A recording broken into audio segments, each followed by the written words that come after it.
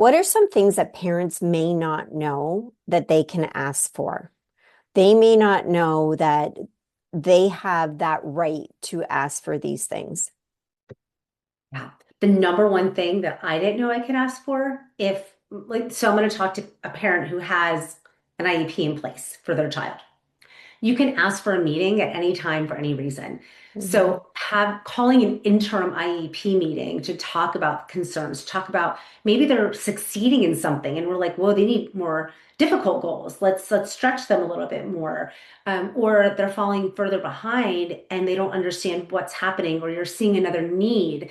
You don't need to wait until the annual in order to have that conversation. That was something I didn't know at first. And once I did realize that, I was like, wow.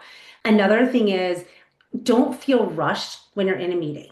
If the meeting is scheduled for an hour and you truly run it at a time because you're having a meaningful conversation, you can pause and do a continuum meeting. Hmm. It won't happen the next day because you need to look at everyone's calendars, but it's better to pause and have that continuum than to try to rush through and not get to that result that you together and collaboratively are looking for. The other thing that I would say that many people don't realize is that there are people like me out there that will work as that center nucleus, if you will, and that connector.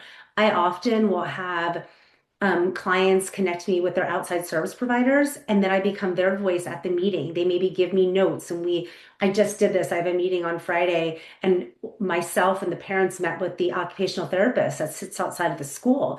She did this beautiful write-up that we can now take and use as things that she's seeing outside that are impacting academics that we can then share with the staff. So and then you can also bring outside providers in if that's something you want to do. So those are some of the things that I would say they really helped me really early on. I talked about when my first son had his first IEP Hmm. approved. I had five people with me at the table.